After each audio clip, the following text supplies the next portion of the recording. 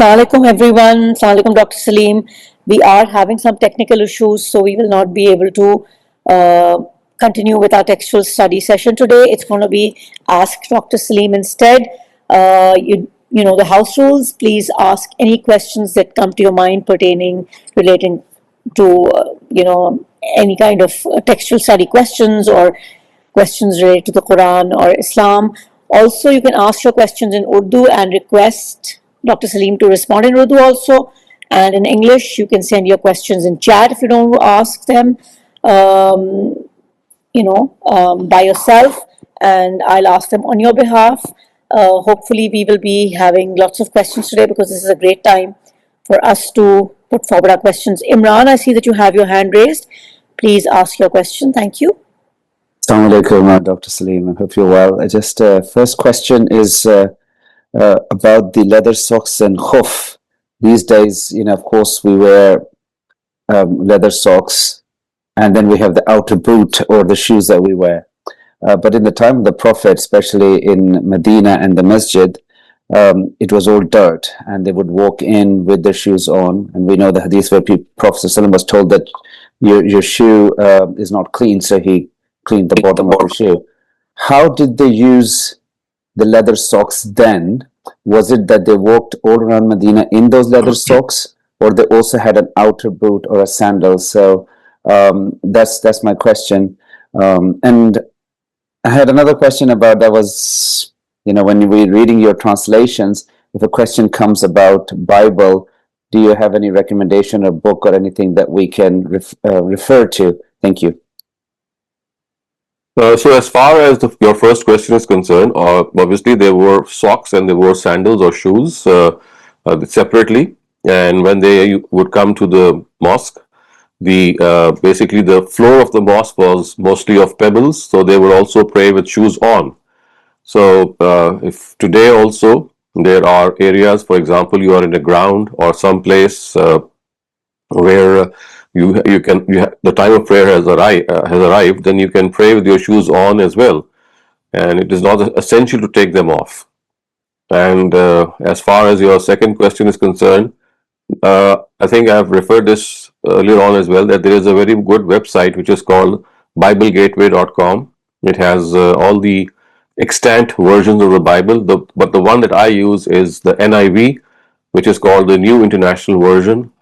It is the latest translation, and it's also the most comprehensible and easy to use. So NIV Bible, you'll find it at BibleGateway.com. You can purchase it at Bible stores, Bible societies. In fact, they give them for free, and I find it to be a very useful guide. Thank you. Just a clarification on the leather socks. So we can wear the outer boots or the shoes when the ground is not clean, but people wear. The ground is never. The thing is that what exactly defines a clean ground? The ground on which grass is growing. I mean, normal ground that's a fine thing where you can pray on. But when you know that there is some dirt where people have thrown garbage on a particular piece of land, no one will go there. So whenever you are walking on a stretch of land, we always know that if there is no litter, you can easily pray on that with your shoes on. What is the verdict on the leather socks? How were they used then and now they're used? That's no specific thing. I mean, it's a personal choice. It's nothing religious about it. Whether you use cotton socks or your leather socks or the fabric of the sock does not matter. It's related to the weather, availability of the fabric, and all these things, as we know, they have no bearing on religion. Thank you. We just had more people join in, fellow participants. Today we will be just doing the Ask Dr. Saleem session. Due to technical difficulties, we will be doing textual study next Sunday. So please bring your questions. It's a great opportunity to ask any questions. I don't see any raised hands. Dr. Saleem, I have a question. So the definition of ruh in the Quran, what exactly is ruh? I was reading somewhere that is it the commandment of Allah or is it the soul? How do we describe ruh? Well, in the words of the Quran, the word ruh actually means wahi, divine revelation. And this is a different meaning than what we have in the Urdu language. In the Urdu language, the word that we use is ruh for the soul that we have. So that's a different thing. So the Quran uses the nafs for the soul, and the word ruh is used for. Basically, it is.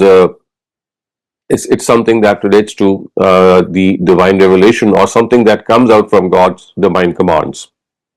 Right. So it could almost be that it's his commandment, because there's so many times we read in the Quran where it says that anything that we do, Yes, anything it that is we do. something which anything that comes from God as a command, or Okay. anything that emanates from Him in the form of a directive. Okay. Salman Aziz, please ask your question. Thank you. Amar, ask your question if you have a question. जी अस्सलाम वालेकुम doctor साहब doctor Walaikum साहब salam. I wanted to ask about this confusion that I had. I recently listened to a video of Ghamidi Saab, and he said something very interesting that was counter to this, basically universal held belief about the timing of death in our tradition. Generally speaking, this is how people say that the time of everybody's death is written, and the circumstances are pre-decided, and we cannot know. But he said something about the timing of death, where he meant, or at least that is what I understood of what he meant, was that the timing of the death is not certain. It is not pre-written, but the asbab are. Maybe he said that, or maybe he said that whatever, like when everything that you have to do is done, then death can come at any time or at any day, but the day or the circumstances or the time, like whether it is going to be 4 o'clock on a Jummah, that is not decided. So how come then we have this wrong notion about the timing of death? I'm not sure where you heard him say this, but what I understand from my own reading of the Quran, and of course from what he has often said, is that people have mixed up the issue of takdir with the issue of God's knowledge. And so when they say that someone's death has been written down like this, they think that, well, God has decided that this person will die in such and such a way. For example, if a person is to be murdered, or a person dies through murder, then people think that, well, it was written in his kismet or in his fate that he had to be murdered. So the thing is that the Quran has its own terminology. It never says what people have come to believe, as I've just said. What it says is that whatever will happen through natural causes. Maybe a person has cancer, he'll die of cancer. Maybe a person crosses the road and he does not watch the red light, and there's a car who just runs him over, etc., etc. So the causes will be causes that are naturally found around us. But whatever will happen will be in the knowledge of God. He already knows what will happen. So his knowledge of how a person's death is going to take place is already there with him. And how it will take place is not that he's going to drive that person, or he is going to push that person. For example, that he's going to implant this idea in the mind of a murderer that go and kill that person, and hence he has written down the fate of that person. So these are two entirely different things. A person's death will take place the way death normally take place. It could be through disease, it could be through aging, it could be through no reason at all. For example, infants, they're at times they're absolutely fine, and the angel of death comes and takes their soul away. So this is something that is known to God. But in the case of deaths which are accidental, or about which we think that God has ordained that they should happen like this, it is on these regarding these deaths that he says that's not the case. It's God's knowledge about such a fate that a person will meet, and not that he's driving that person to have that fate. So in a nutshell, what you can say is that God knows when a person will pass away, but he's not, especially in the case of accidental deaths. However, for example, natural deaths, let's say a person has a natural lifespan of 60 years or 70 years, and then he undergoes a cardiac arrest and dies, so that is something that God has ordained, that such and such a person will die through cardiac arrest. So you see, you have to make this differentiation that accidental deaths and natural deaths, and then the knowledge of God. Amar, does that answer your question? Or do you have a follow-up question? Is it possible to just put in a follow-up? Yeah, go ahead. Okay. So, Dr. Saab, I remember this question that I asked many sessions ago about destiny and about free will, and I think that we had a very good discussion where whatever I understood from it was that basically in the story of our lives, the circumstances with over which we have no control are part of our destiny, but our reaction to those circumstances is our free will, and this is how sort of like the game continues. So definitely if somebody murders somebody, then that person is responsible for the murder and they will be punished for it, and they cannot claim that it was God's will. But from the person who was murdered, from that person's point of view, or if there is a road accident, somebody could have left their home 5 minutes before or 5 minutes later, and they would have missed that accident. So there's something happening at one particular specific time. For example, in my mother's case, she was told that she had a heart condition that she had from birth, because people from this part of the world, generally speaking, have that condition, and then we found out so late in the day that nothing could be done about it. So it seems that sometimes you're just carrying your death with you from childbirth, and there is nothing to be done. So if the circumstances are destined, and only the person's reaction is free will, then even in that, destiny does come in. The hand of God does come in. Of course, it does. For example, a person can have a congenital disease, and that disease is discovered at the 4th stage. I mean, it could have been discovered earlier. So there are many instances in which a person, like cancer, the cancer is discovered at the terminal stage and nothing can be done about it. So it's no one's fault. I mean, it's not that there was any negligence, but as you all know that cancer is called a silent killer. At times there are no symptoms and you just get to discover it right at the end. So you see, these are all ordained circumstances in which they're like, God created, and they can change as well. For example, accidentally a person could discover some incidental happening. This happens so many times that a person is having tests done for a particular type of health hazard, and suddenly the tests give an indication of some other ailment that person has, and then that person gets treated and gets well. And it can happen the reverse as well. So these are all circumstances which are, they have their own wisdom behind it, but of course it is God who ordains them. They happen with the knowledge of God. They happen with the flow of time, as we can say, the flow of the tide. Thank you, Dr. Saleem. Salman Saab, if you have your question, and I'm hoping that your connection is a little better, please go ahead and ask your question. Assalamu alaikum, sir. Wa alaikum salam.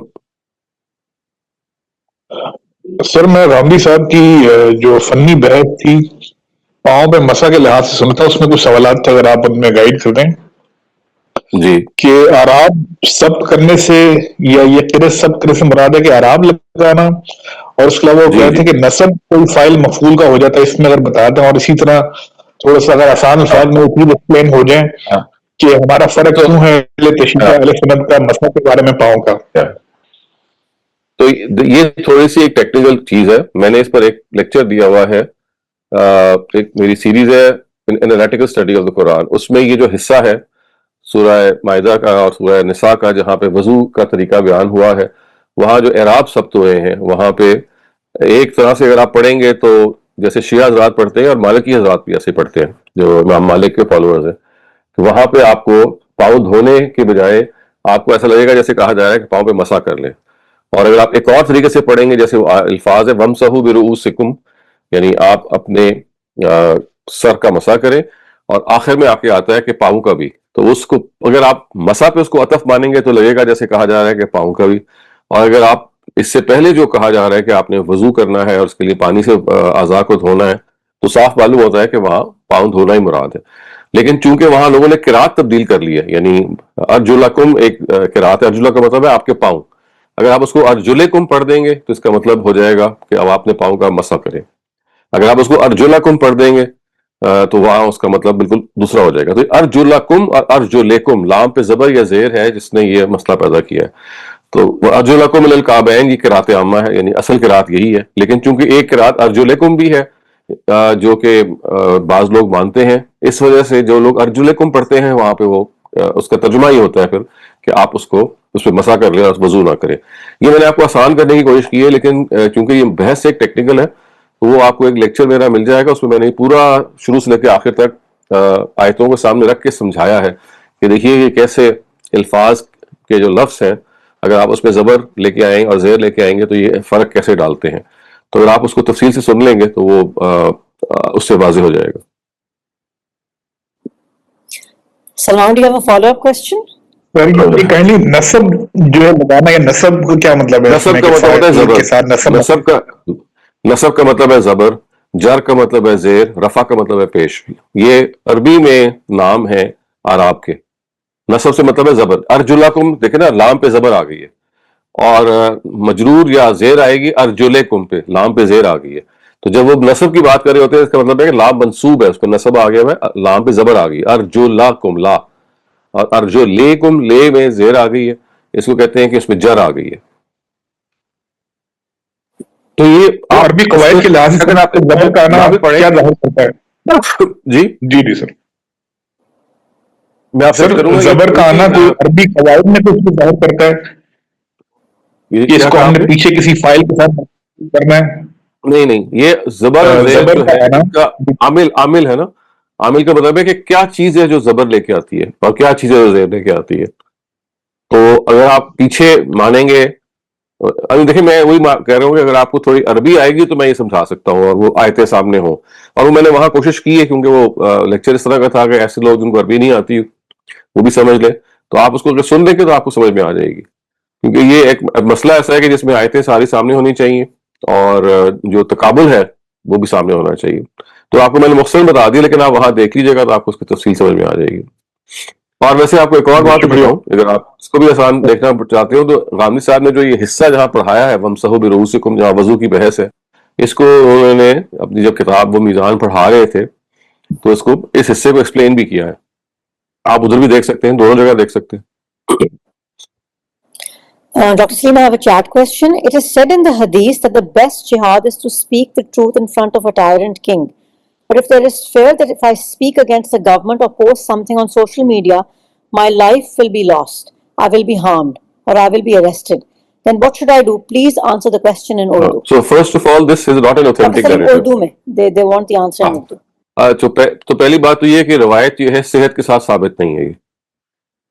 یہ ہمارے اکثر کوٹ کی جاتی ہے لیکن یہ صحیح روایت نہیں ہے. اس وجہ سے اس کے بارے میں آپ کو پریشان ہونے کی ضرورت نہیں ہے. اور اس کے بارے میں انسان کو خود جو دوسرا بات میں کہوں گا وہ عقل مندی سے کام لینا چاہیے کہ بعض جگہوں پہ انسان جہاں پہ سچ بولنے کا موقع ہوتا ہے اس کو بولنا چاہیے. جہاں جان کا خطرہ ہے اس کو، وہاں دو پہلو ہوتے ہیں. بعض دفعہ انسان جان کی بازی میں کھیل جاتا ہے کیونکہ معاملہ ایسا ہوتا ہے کہ اس نے اگزامپل سیٹ کرنی ہوتی ہے. اور بعض جگہ ایسے ہوتے ہیں کہ جہاں انسان کو جان بچانے کے لیے خود قرآن نے کہا ہے کہ آپ جھوٹ بھی بول سکتے ہیں. تو اس میں آپ کو اپنی ذہن اور اپنے انٹلیکٹ کو اور اپنی عقل کو استعمال کرنا چاہیے کہ اگر جان بچانے والا معاملہ کوئی ایسا ہے کہ بھئی آپ ایک نیڈلیسلی اپنی جان دے رہے ہیں اور اس سے بہت بڑا کوئی فائدہ بھی نہیں ہو رہا تو نہیں کرنا چاہیے. لیکن بعض دفعہ کوئی بہت بڑی کاز ہوتی ہے کہ اگر آپ نے سچ بول دیا تو اس سے ہو سکتا ہے کہ اتنا بڑا فرق پڑ جائے کہ بہت سارے اور لوگوں کی زندگیاں بچ جائیں یا اور کوئی بہت غیر معمولی واقعہ ہو جائے تو وہاں انسان خطرہ مول بھی لے لیتا ہے. تو یہ اس طرح کی چیزوں کو کامن سینس کی بنیاد پہ دیکھیں. وہ حدیث چونکہ ہمارے ہاں بہت کوٹ ہوتی ہے اس وجہ سے ہم شاید سمجھتے ہیں کہ وہ کوئی افضل چیز ہے. افضل الجہاد عند اللہ افضل الجہاد کلمۃ الحق عند سلطان الجائر، اس کے الفاظ ہیں. Okay. So just a reminder to everybody again, this is valuable time. If you have questions, please think of them while we go on to our next participant and bring them forward to Dr. Saleem. Amna Nabil Khan, please unmute your mic and ask your question. السلام علیکم. آپ کو آواز آ رہی ہے نا میری؟ جی بالکل آ رہی ہے. ٹھیک ہے، تھینک یو. السلام علیکم شہزاد بھائی. Right. So दो questions थे मेरे. Number one, I'll just ask: are there any seafood animals or are seafood animals that are completely prohibited for us to eat? And एक तो ये था. And number two was के references हमें to learn more about halal, zabia, and for my kids, I mean, what would be a good reference guide for to understand it simply? And then I had one more question, which I'll save for after this question. Okay. So you see, as far as halal food is concerned, we need to understand the basic reason for which certain animals have been regarded as prohibited. And for this, I would like to maybe go into a little bit of detail that whatever we eat has an impact on our personalities over a period of time. So therefore, savage animals, beasts, they have been forbidden. So we don't eat lions, we don't eat tigers, we don't eat vultures, because naturally we have an abhorrence for it, and also anything that we eat, as I said, will have an impact on our own disposition, and will slowly have that same disposition as the animal has. So all animals that are carnivorous, and they pounce upon their prey to tear it apart. So that is a symbol, or that's like an imagery of a beastly animal. So all beasts have been forbidden. So that is why animals in the sea which resemble land animals, who actually tear apart their prey, and they prey on their meat, they have been prohibited. So to give you an example, shark, for example, is one animal, and any other animal that behaves in this way. So the conditions are two: that all sea animals who tear apart their prey with their teeth, or maybe at times their fins, and they prey on those animals, so they would be regarded as prohibited. So, I mean, that's a rule of thumb that you can easily follow. So, if that is clear, then I can go on to the next question. Yes, very clear. So octopus की कोई controversy है क्योंकि we were just dining with some. Yes. Yes. Yeah. So octopus, I mean, you see, there are so many kinds of octopuses, and there can be some differences in application. But what I'll say is that all that you need to understand is apply this rule to that, to the whatever octopus you're eating, or maybe plan to eat, or people are discussing. All those octopuses who tear apart their prey with their tentacles and consume their meat should not be consumed, should not be eaten. I mean, the principle is the same, because people have different principles. So therefore, there's the reason for octopus being a animal in which there is difference of opinion is because they apply different principles. The principle is just one, and it should be applied consistently over all sea animals, and that is every sea animal that tears apart its prey and just, I mean, pounces on it as the way these animals do, should be abstained from. So you can do your own research on any octopus that people might be eating, because, as I said, octopuses in their own cells, they have many species. ठीक है, thank you. And for so resources for the children, like कोई आपका भी Yeah. recording हो. So, I can like have halal and haram, zabiha, this is a very important area, especially if you're living in the West, because children, they tend to, obviously they have a very valid question that why should meat that is being eaten by people of the book, and it seems very fine, very okay.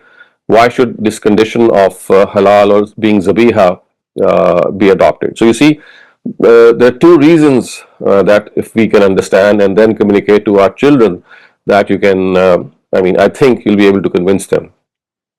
The first thing is that I mean, just to give you a little background, all of us know that we just cannot tamper with the life of human beings. We just cannot think of taking the life of a human being. I mean, this is an obvious thing. So there is a step ahead, and God says that not only are you not allowed to take the life of a human being, you are also not allowed to take the life of an animal unless I allow you, unless you seek my permission. So in other words, it's basically sanctity of life which God has put forth, that human beings are untouchables. You just cannot touch them. But a step ahead is that you cannot even touch animals, but there's one condition. If you meet that condition, then yes, you can consume animals, and that is you slaughter that animal in the name of God. So God says this is like seeking my permission, and if you seek my permission, that because I've created these animals for your consumption, their primary purpose is that you eat them and use them for other things. So This is an allowance, permission that I give to you. But for this, every time you slaughter an animal, you must remind yourself that this is life that you're, I mean, talking about. And this life, although it's an animal's life, even this is has sanctity. It's sacred. Unless when I slaughter that animal, I say Bismillah, Allahu Akbar, which is the takbir that we say, and which makes that animal halal, because now I have sought God's permission, and now I can consume that meat. So this is one condition, and I think this is one thing that we can easily convey to our children, how important it is that life itself has this sanctity, and even human life, I mean even animal life, is something that can only be tampered with if we seek God's permission. So this is one condition of a meat being halal or zabiha. The other thing is that the slaughter should take place in a way that blood should be drained out of the veins or the arteries, because if it does not, because at times what people do is that they stun the animal, and the stunning process actually leaves a lot of blood in the veins, and that again is something, when you cut open such an animal and you consume it, then it becomes difficult to separate the blood from the meat, because it coagulates and it freezes, and it sticks to the meat, and invariably when you're eating the meat, a large part of that blood will also be consumed. So consuming blood is again something that makes you a savage. I mean, that makes a person behave ultimately as if is drinking blood. So that is the second reason, that the animals should be slaughtered in a way that the blood drains out, so that, I mean, only small drops of blood remain in the animal's veins, which of course can be washed away later on.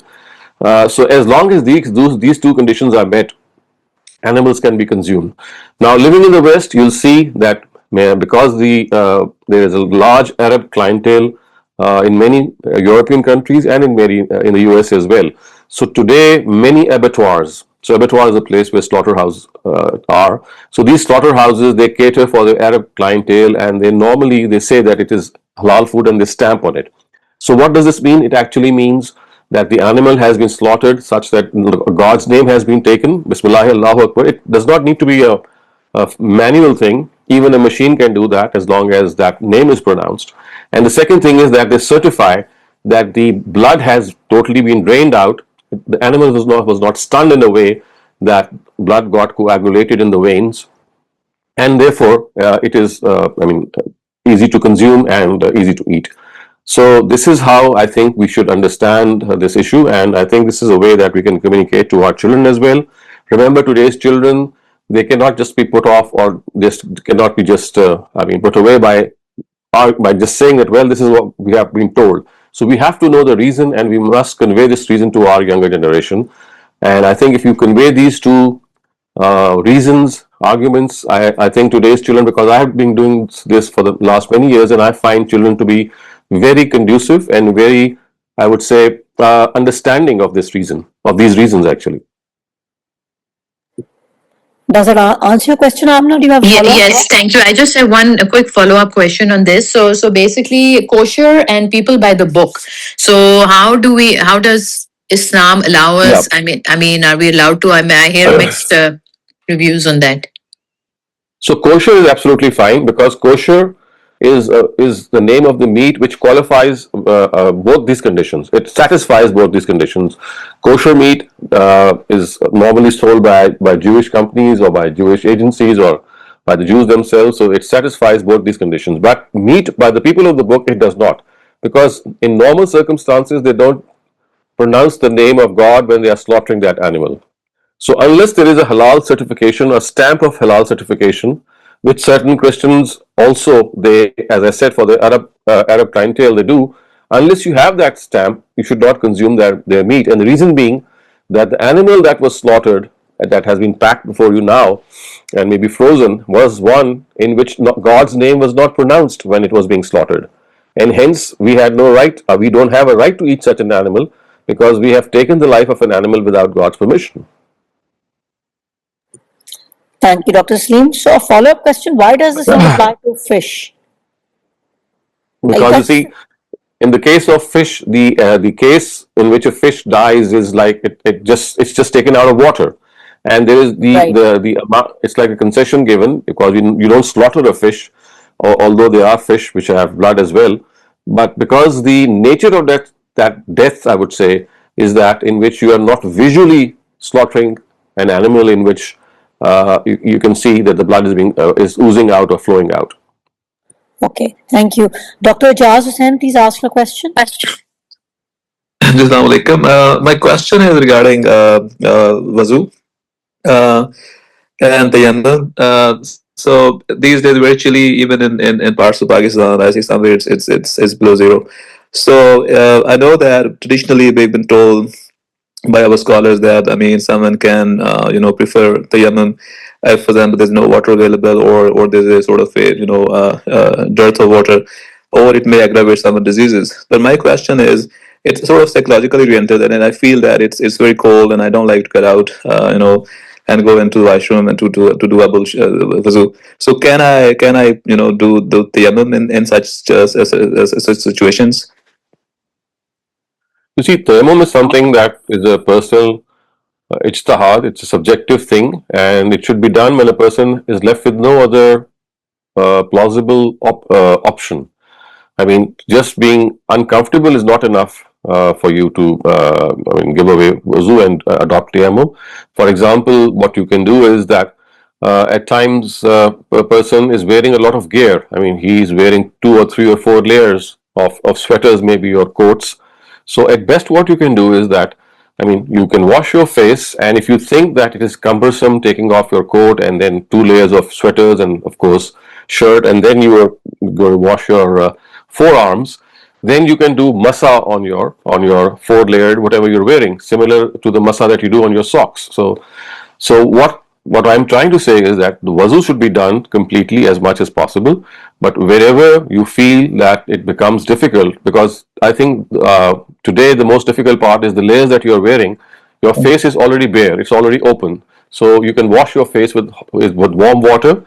And but of course, if you're sick maybe, or if the water is such that you feel so averse to it, it's ice cold, I mean, these could be all conditions that are there, then there can always be an exception. But in normal circumstances, if you have warm water available, then the only thing that you need to wash perhaps is your both hands, and your face, because the Quran says that in case it becomes difficult for you to do wuzu because of taking off the layers of clothes that you have, then you can do masa on your if you're wearing a coat, let's say, or 2 sweaters or 3 sweaters or whatever, then doing masa on the forearms is something that a person can do as a subjective choice. Remember, it's not a rule.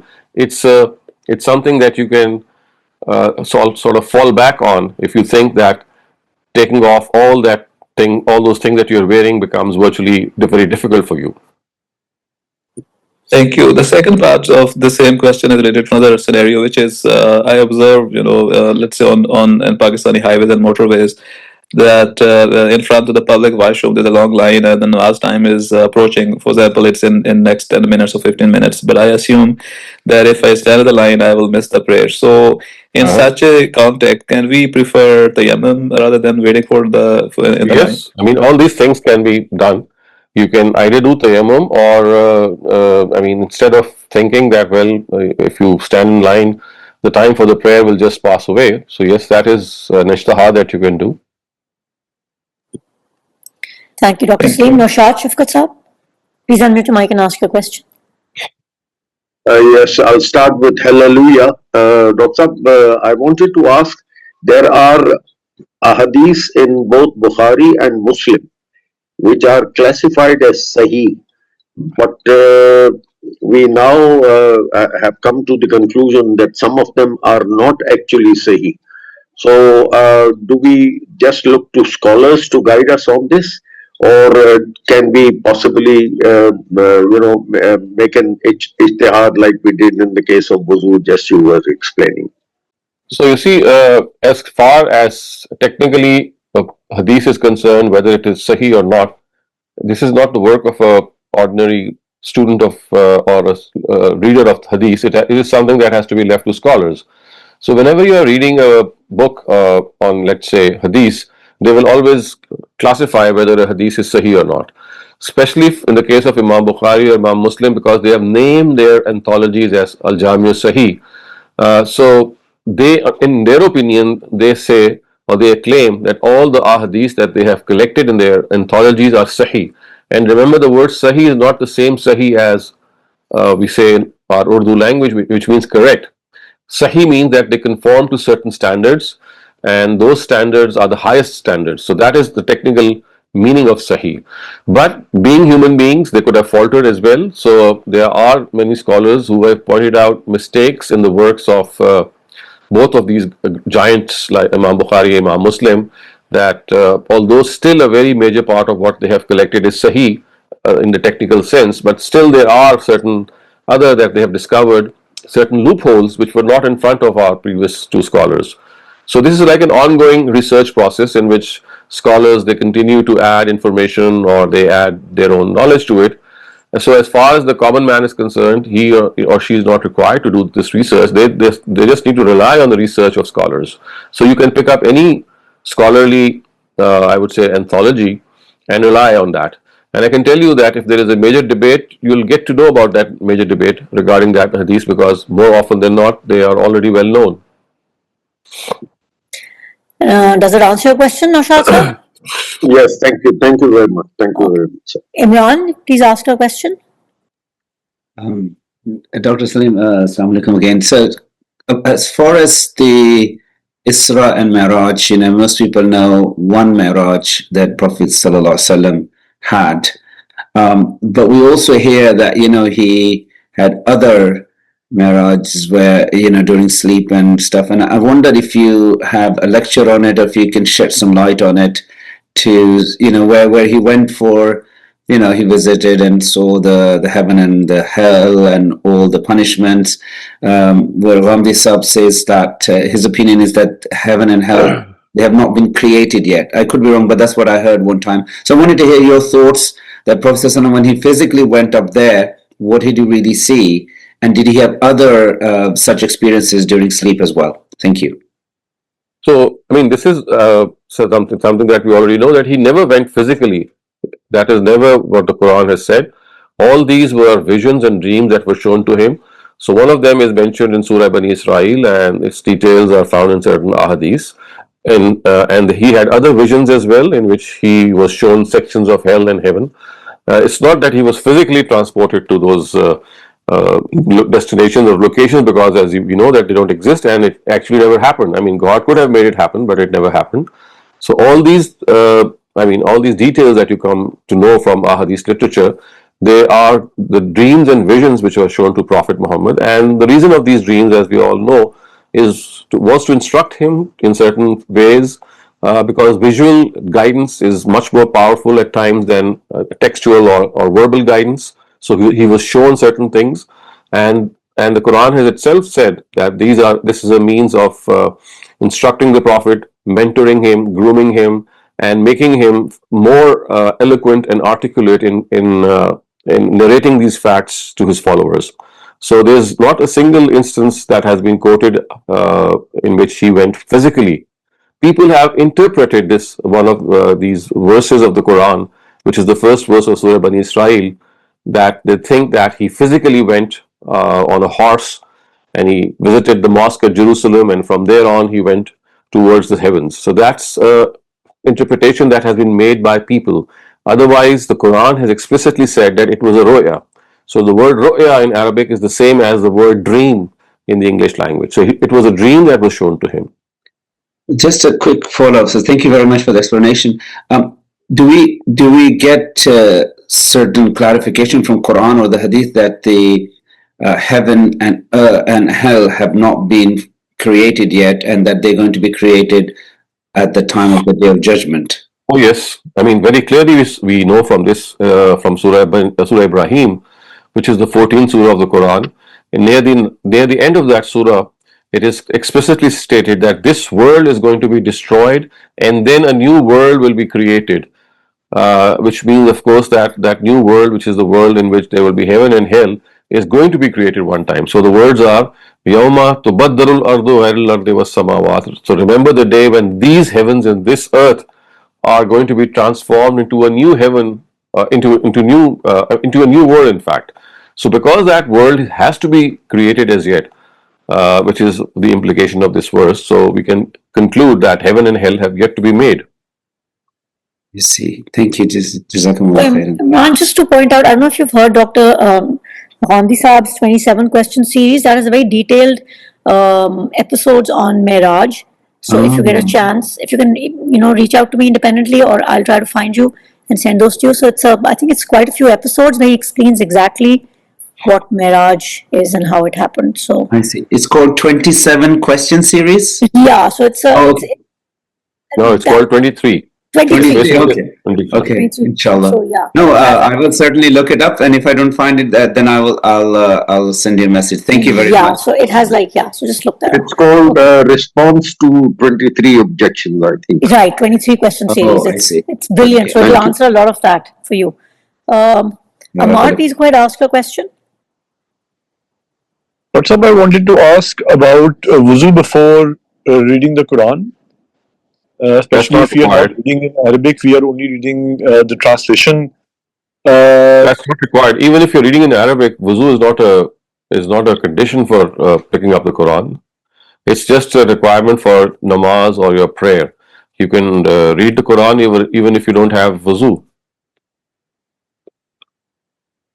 What about this story of Hazrat Umar's acceptance of Islam, that when his sister was reading the Quran and he was interested in the tilawat, the sister asked him to first go and clean himself or purify himself, and only then he would be allowed So there are listen a to lot it. of historical questions that have been raised on this story, and I think you should look them up. It does not seem to be a well-founded story. All right, sir. Thank you. Ijaz Hussain Saab, do you have another question? I have a follow-up question, which actually reminds me of the fact that normally in evolution in wuzu, when we do masa, we already have done proper wuzu. Let's say in the morning for the morning prayer, or the afternoon prayer when we do for the asar prayer.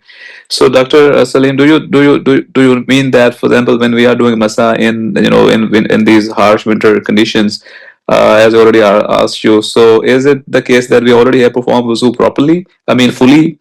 Or we can do without this condition being met. Are you talking about masa on your feet? Masa on your not on your arms or your layer of clothes that you. Yes, as I said, this is first of all, remember, this is something of a personal subjective ishtihad that a person has to do on the basis that the Quran says that in matters of religious worship, God does not want to put you through any difficulty or any harshness. So that is like a guideline. So if it is something that you feel that you are not able to do, then yes, you can do masa on your coat or sweaters, whatever you are wearing. So that's a personal, it's a totally personal decision. But the rest of the wuzu, as I said, should be done the way it should be done. You have to clean your hands, or wash your face, and then maybe do masa if you're wearing lots of layers, and then again do masa of your head, and then do if you've worn your socks while you've already done masa earlier on, then the second time that you do wuzu, you again don't need to take off your socks. You can just do masa on your socks as well. Mm-hmm. Right. Amna, do you have another question? Yes. So one question that my kids actually have asked me several times. So alcohol, we know, is not allowed, right, in Islam. But what about smoking? So my understanding is, from my interpretation, is that anything in excess is considered not good. Obviously, so smoking in excess would be, or anything that intoxicates, is not considered good. So how do we explain to our kids that smoking is also prohibited? I've seen my own father smoke, but at a very minimum, low exposure. So how do I explain to them that that is also not good, or what is considered intoxicating? And So remember, there are two things that must be dealt with separately.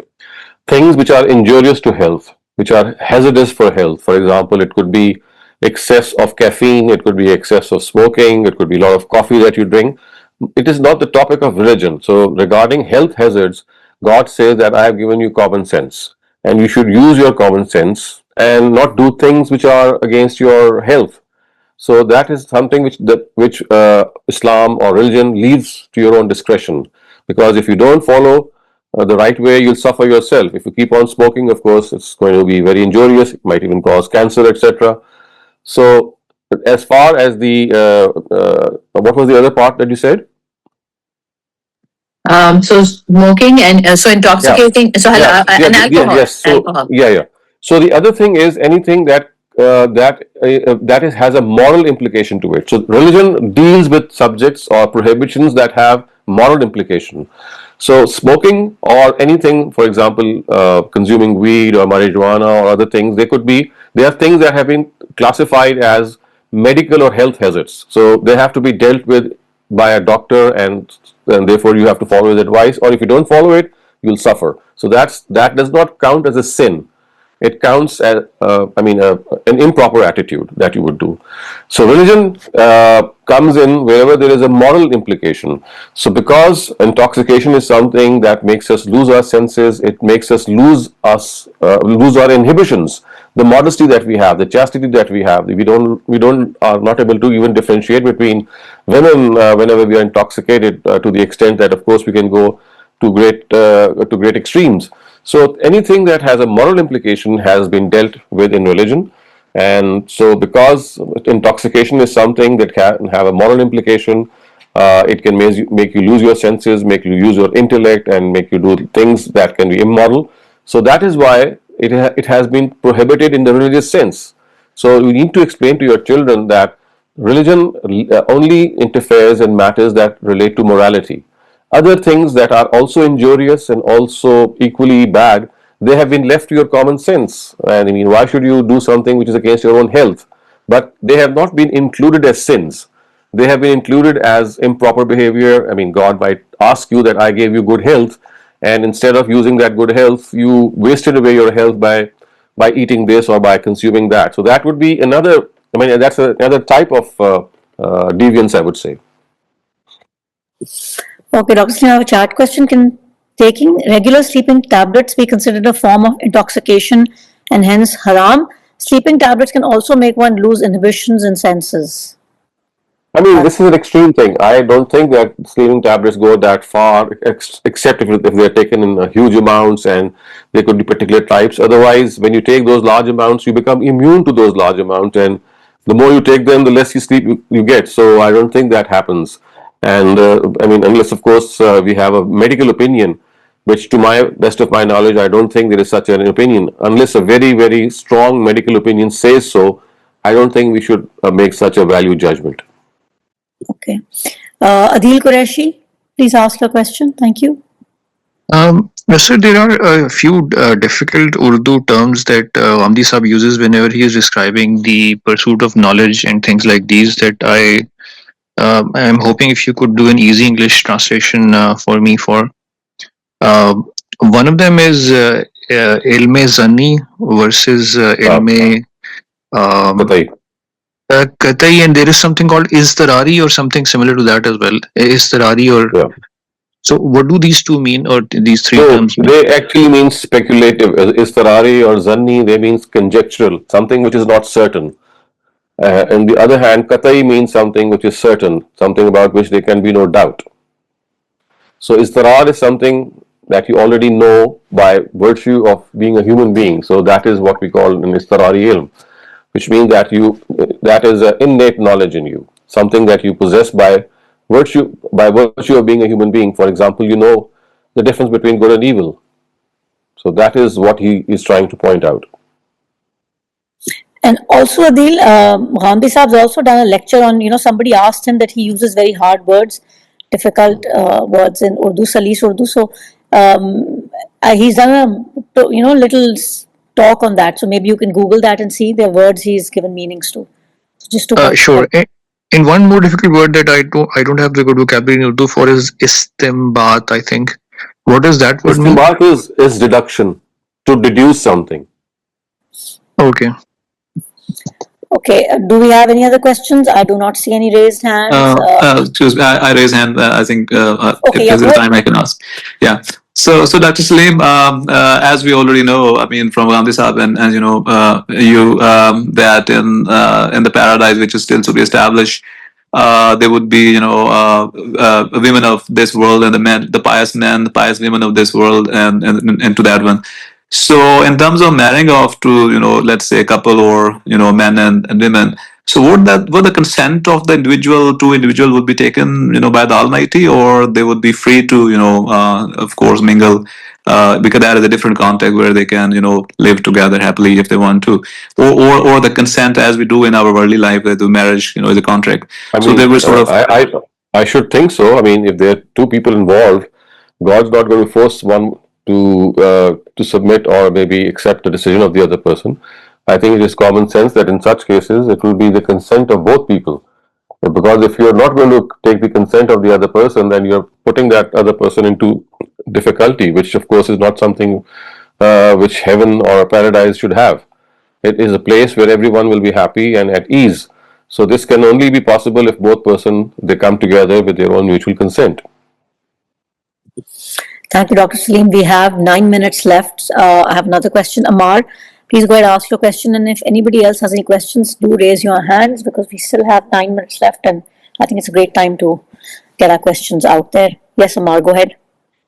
जी अस्सलाम वालेकुम doctor साहब doctor साहब if you allow me I wanted to ask a personal question and it is a bit of a situation some time ago a really long time ago through your guidance I was a very regular poker player and through your guidance I gave it up but what has happened in that group it's a very sweet group of friends that I have they have basically stopped mingling or stopped getting together because they say that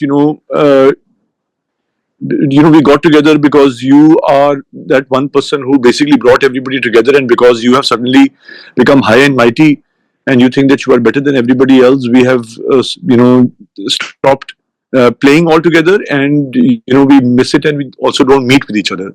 So now very recently this situation arose where they said okay you just have to come and sit with us you don't have to play because if you are there then everybody will come and we will have a good time and this is why we want to do it we don't necessarily want to sort of like partake in gambling in a very serious manner in any case so then one of them asked me to sit with him and just sort of like become his consultant in a joking manner why don't you tell me what hand to play and which not to play it's not your money and you're not playing but you play so well so why don't you guide me and I said okay I'll guide you then he went out for smoking and I was playing with his money just on my own so then these friends attacked me and they said if you can do that then why can't you play with us what logic is this like this is allowed and you playing with your own money is not allowed so then I said to them okay this is a fair question and you have attacked me so it means that I will basically not come but then there was another altercation. So I have to seek your guidance about this because this reminded me of this concept of shaitan that Ghamidi Sahab was recently talking about in a talk of his that basically it is an adjective it is not a being that we talk about when we talk of shayateen. So in the adjective what happens is that if somebody becomes an enabler of a sin or if a sin happens because of that person and it would not happen if you are not part of the mix or if you're not part of the decision making then you become the shaitan without even knowing it you are playing that role.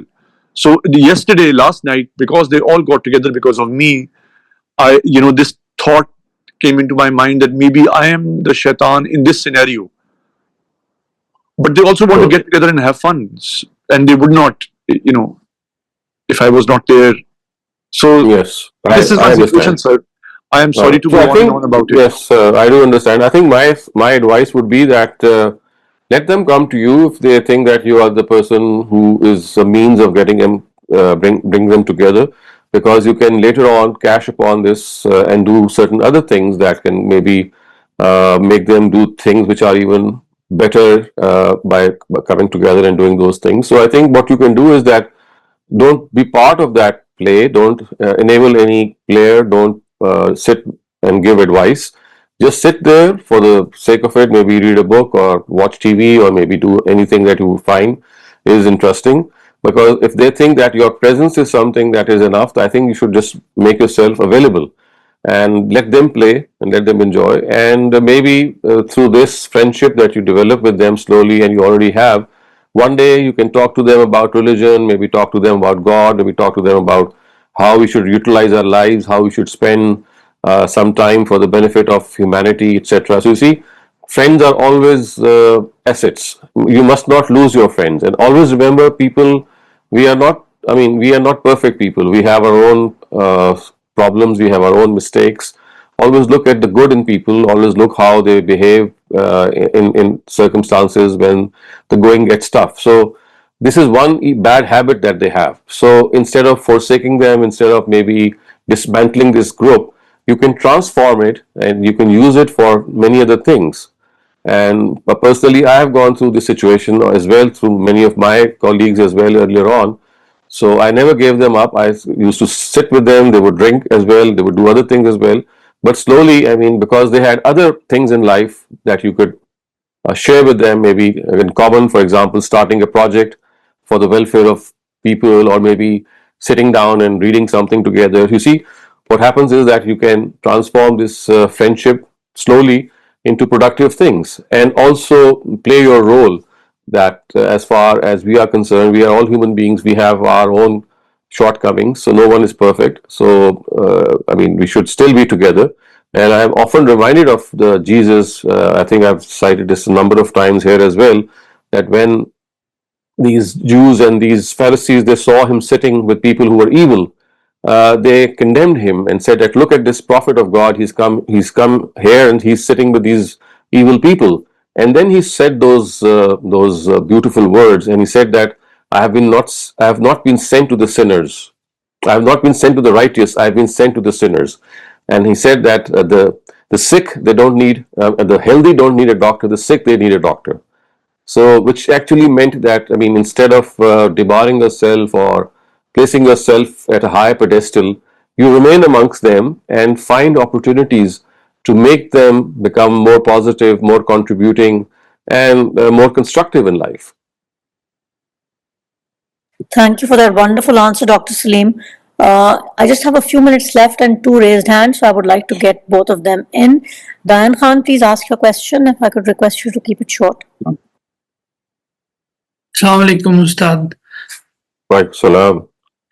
Okay, so my question is that Ghamidi Saab states that that Prophet Muhammad Sallallahu Alaihi Wasallam declared that no messenger will come after him, and that divine Wahi concept has ended. He also mentions that after this, a person may only, like Rasulullah mentioned, that after me, a person may only receive a good dream. So, could you please clarify what is meant by this? Are such dreams considered a form of wahi or not?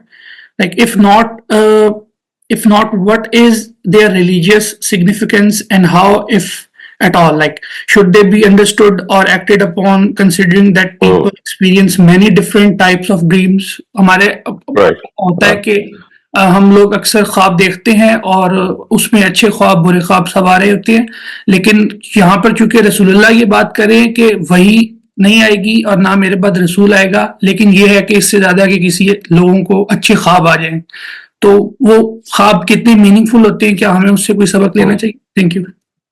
So you see, what the Prophet was saying in this hadith, which says, "Lam yabqa min an-nabuwwati illa al-mubashsharat," which means that there's going to be no communication from God with human beings except that you might get a good dream. So that good dream would be from God. But remember, the hadith itself, it tells us that what is a good dream, because you see, the goodness of a dream, or whether the dream is good or not, will always be known to us once what it tells us has materialized. So it will always be in retrospect. So if I see something, I don't know whether it's a good dream or not, because it could be my own wishful thinking. It can only be a good dream and something from God when it actually materializes. For example, if you see a dream that, well, you have been gifted let's say, a beautiful car, it's just a dream, but it never happens. I mean, it remains like a dream. But if that dream is fulfilled, then you can look back and said that yes, I saw a dream that someone would gift me a car, and today that dream has been fulfilled. So that you can now, in retrospect, retroactively, you can now say by looking back that yeah, that I saw a dream in the past, and now it has happened. So what I'm trying to say is that when you see a dream, you can never be sure whether it's from God or not. Only when that dream materializes, it comes true, that you can say later on that I was given this good news through my dream. So what the Prophet is trying to tell us is that the communication from God is going to stop, because what does the Prophet do? He receives something from God. He receives divine guidance. So the Prophet is saying that the only guidance now people will get, the only communication they will now get from God is that they might get good dreams. But again, seeing a dream is not enough. Only when that dream comes true, that you would come to know that yes, this is something that God gave me of, or gave me foreknowledge of. So that is how it should be understood. Thank you, Dr. Saleem. I have a question left, but you have a follow up? Dan Khan, एक minute. Yes, I just want to ask, like, ऐसा होता है कि जो बुरे ख्वाब होते हैं, क्या उनको भी हम इसी रेट्रोस्पेक्टिव वे में कह सकते हैं कि of course. That's what we say. That's what we do. But how do we know? Because we get all sorts of. That is what the Quran at one instance has said. Rajbam bil ghaib. These are all vivid dreams, and you see a lot of dreams. They are the production of our inner psyche. We know from psychology and parapsychology, like Sigmund Freud and Carl Gustav Jung, these two great psychologists who were psychoanalysts also, they have given this information that a lot of things that we see in our dreams is basically our subconscious, something that we have in our subconscious. At night it comes to our conscious part and we tend to see it. So a lot of these dreams, they have this background. But of course there is another type of dream in which the subconscious has no role, but it is like a future prediction maybe, or a future happening that is given to you, and it could be true or it could be untrue. Thank you, Dr. Saleem. I just have one more raised hand that they've kind of taken the hand down, but I want to still call out their name. Is it okay? We've just gone over 2 minutes. Can I ask them? Yeah, please. Okay. Please ask your question. Thank you. Again and again, the question of tafseers come in. Not the tafseer, I'm sorry, the hadith. These days, there are a lot of attacks on hadith, and especially on the Bukhari and other hadiths, that there are so many hadiths which say that if you recite this for so much, for so many times, no musibah will come to you. Or if you, there are so many hadiths, including Bukhari, that we don't believe, in other words, we don't accept them internally. How do we take these and sort of... I think the simple way out is, whenever you feel doubtful about the narrative, whenever you feel that it does not satisfy your intellect, the best way is to ask any scholar about it and have it clarified. I mean, normally what happens is that most narratives you'll be able to digest, and because they are mostly according to the Quran, but there would be certain instances in which a question might arise in your mind, or maybe someone else poses that question. So whenever that happens, just have it thrashed out. Just ask some person who is knowledgeable about it, and that is the way to go about it. Well, most of the times when you ask these questions with the scholars, the answer I get is, this is Bukhari, you can't touch it. In other words, this is... Again, you see, that it only means that you don't need to go to such type of scholars. You need to go to scholars who are able to reason out and tell you that even Bukhari, he was a giant according to myself, but still, in spite of being a giant of a person, he was a human being, and he could have erred also. So no person should regard a human being to be error-free, unless of course he's a prophet of God. So I think that is how you should approach people, that you should ask them that why do you think that such a hadith is correct. So they should give you a satisfying reason for that, and if they are not, then of course you need to go to someone else. Thank you, Dr. Saleem, for a wonderful session, and I think we're very lucky that today we were able to put in so many questions and ask you and get your opinion and clarity on things. We'll be ending the session now. Thank you, everyone, and inshallah we'll be reconvening next weekend.